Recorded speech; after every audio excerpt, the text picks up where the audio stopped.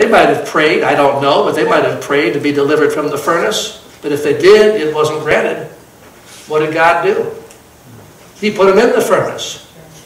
More importantly, he went in the furnace with them. And he walked around to the point where Nebuchadnezzar said, "Didn't we put 3 men in that furnace? And there is a 4th man walking around, and he is like the Son of God." Jesus Christ stopped by to help them during that time of suffering. Well, now back to our friend Paul. Verse 8, he's asking 3 times to be delivered from this thorn in the flesh, this messenger of Satan. God said yes and no. No to your particular request to be delivered from it. Yes, I will be with you. He says in verse 9, "My grace is sufficient for you, for my strength is made perfect in weakness." That's worth underlining. That's worth memorizing.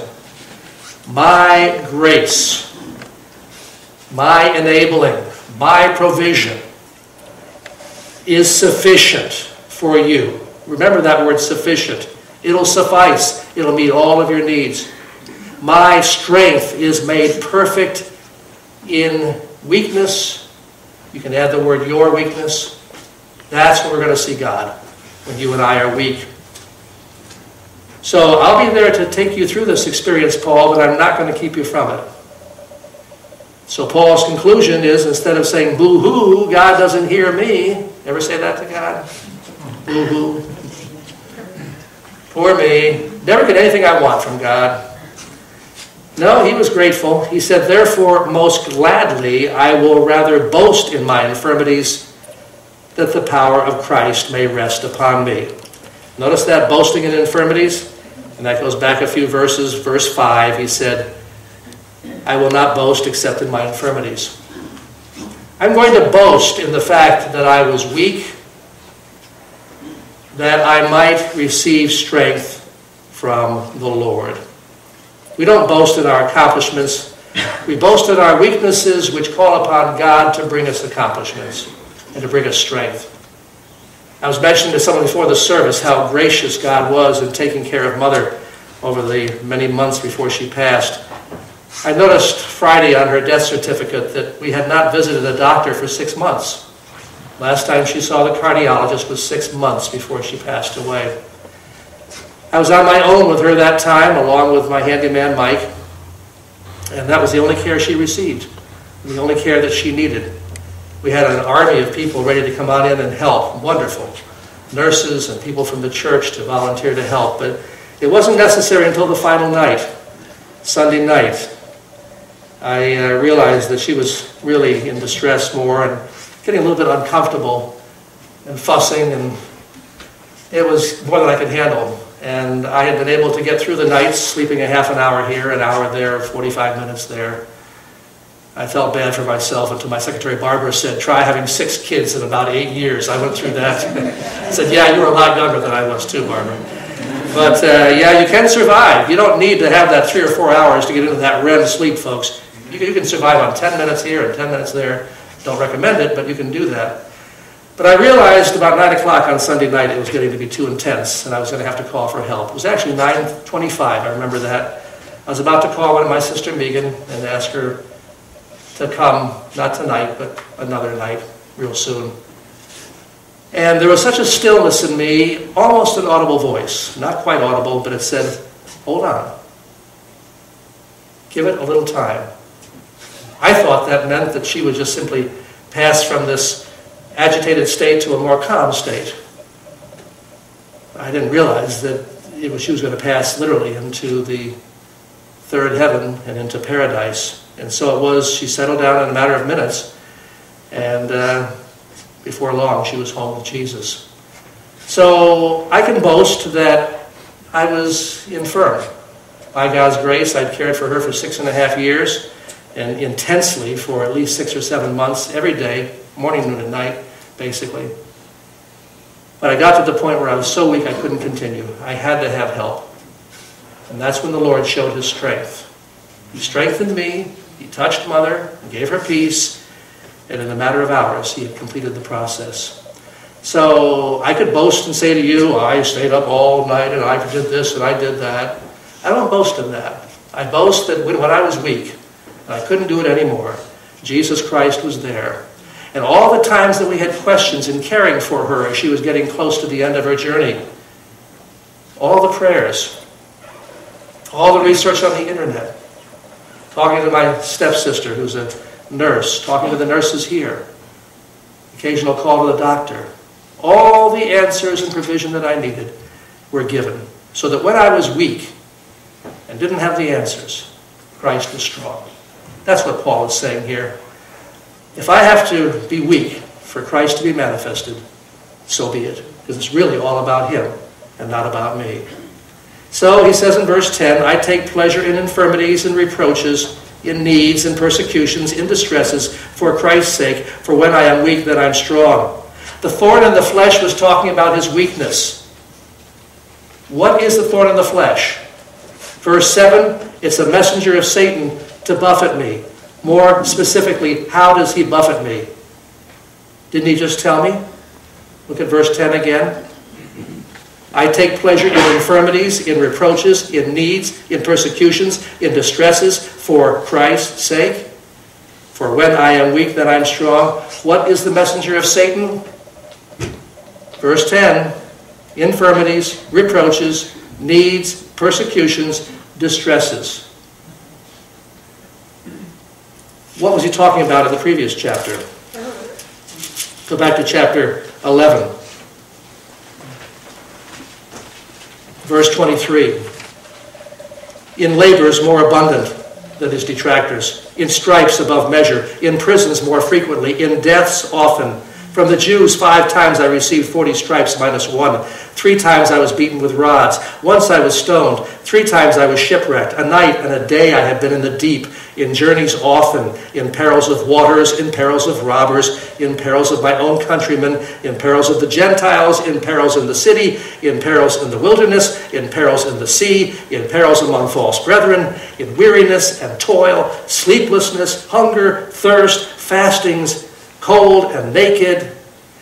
And he says, besides that, what comes upon me daily, my deep concern for all the churches. I don't think you need to be an English major to figure out what his problems were. And yet, you'll read a commentary that says, the thorn in the flesh for Paul was a continual running of his eyes from malaria, which he had on his first missionary journey when his partner Barnabas decided not to continue with him. And where in the Bible does it say that? Well, there was malaria going on around that time. And Paul didn't recognize the high priest one time. Yeah, he could have been out of town as he was for 14 years. Didn't know the high priest who might not have been wearing his robes that day. And he says to the Galatians, you loved me so much you would have given me your eyes. So he must have had an eye problem. I might say to you, you're such a strong and wonderful friend of mine. If I needed a right hand, you'd give it to me. Doesn't mean I don't have a right hand. And so, I don't want to be critical, but just stick with the book. When the book is silent, be silent. But to me, this is a pretty clear evidence of the fact that it's not a physical problem that he has. The kind of problem he has, and it's something, again, back to my experience with Mother and Dad. As you know, 6.5 years ago, we bought a house so that I could take care of them, and we could make that their last resting place, their nursing home. And it was quite an intense period of time. I lost sight of God's grace in my life as I looked at the grace that he manifested in their lives. And I'd get a little upset with God at times because of the sacrifice to my life. But I was grateful for how he was ministering to their lives. I'd like to say to you, I'd like to pray right now, God, I took care of Dad and saw him die. I took care of Mother and saw her die. I want not to have to touch anybody or provide for them for the rest of my life. May my caregiving days be over. Would you grant that prayer request, Jesus? Am I on the right track to pray that? No. That's what Paul's saying here. I have had so many problems, Lord. So many buffetings and so many reproaches and so much. I don't want any more. Would you keep it all from me? The Lord says no. The same Lord that said no said, in this world you'll have tribulations. So, Jesus, I don't want to take care of anybody else anymore. I took care of Mom and Dad. I don't want to have to nurse anybody else. Maybe a couple of puppies if I have to, but I don't want to have to care for anybody else in a close, personal body care ministry, caregiving ministry. Would you grant that request for me? Most likely he'd say, my strength will be sufficient for you. Whatever I call you to do, you will do. So my answer is, I have no idea what faces me, but I'm sure not looking for opportunities. If they come, they come. But I was thinking about going on the internet and offering myself as elder care expert, but I'm thinking, not. That's the idea. It's a thorn in the flesh. Difficult times.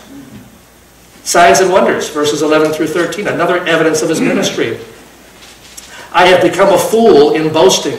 You have compelled me. For I ought to have been commended by you, for in nothing was I behind the most eminent apostles, though I am nothing. I am having to boast about all that I do for Jesus Christ. And shame on you, Corinthians, that you forced me to do that. When these false apostles came in, you should have said, oh no, don't you talk against Paul like that. You should have defended me. But you didn't. And you're forcing me to defend myself. Shame on you. And I'll give you another evidence or sign of my ministry. Verse 12, truly the signs of an apostle were accomplished among you with all perseverance in signs and wonders and mighty deeds. For what is it in which you were inferior to other churches? Except that I myself was not burdensome to you. Oh, forgive me this wrong. You say I'm not really an apostle? What about all those signs and those wonders and those mighty deeds that I did among you? You were not inferior to other churches. I did the same deeds with you I've done with others. I healed the sick. I had prophetic words, words of knowledge, word of wisdom, all the power gifts. And the only thing that I did different for you than from others is I didn't pass the plate. I didn't ask you to reach in your pocket and support my ministry. Oh, forgive me that I disadvantaged you by not lifting an offering from you. Touch of sarcasm there. But look at the signs which I did. And of course, if you look at the book of Acts, you see all the wonderful signs that he did. Healed the sick, cast out demons, ministered so powerfully for the Lord. What about your life and mine? Mark 16, I think, is the clearest demonstration of this. We'll talk about this again in a couple of weeks over Easter. But the wonderful signs and wonders of ministry. Mark 16, I love this passage of Scripture. Jesus is talking to his disciples and through them to you and me, and he says we're to go into all the world and preach the gospel to every creature. And he says these signs will follow those who believe. The word follow in the Greek means to follow like a puppy dog follows you all over the place. These signs will follow those who believe. In my name they will cast out demons. Talking about every believer, not just the one with the tent and the big ministry. In my name they will cast out demons. Number 2, they will speak with new tongues. Talking not about that special gift of impartation to a congregation with interpretation known by the Corinthians as other tongues or various tongues. But this is the private prayer language and praise language for all believers to have that power to be able to execute these miracles and healings. Number 3, nothing's going to harm them. They'll take up serpents. If they drink anything deadly, it won't hurt them. And number 4, they will lay hands on the sick and they'll recover. That's a promise for all believers. These signs will follow those who believe. Probably we're not going to have the signs and wonders to the same extent that Paul did, but they're there. They're evidences of our ministry as well as his. And then verse 14 talks about love for others, another evidence of ministry. Now for the 3rd time I am ready to come to you. He'd been there 2 times before. First one was, I mentioned, the second missionary journey, his first visit to them. Second one was when he went over to try to straighten some problems out, known as the painful visit. I'm planning to come again to you, and I will not be burdensome to you. For I do not seek yours, but you. For the children ought not to lay up for the parents, but the parents for the children. So I'm again not going to lift an offering from you. I'm not looking for money. I don't want to be a burden to you because you're my spiritual children, and the children shouldn't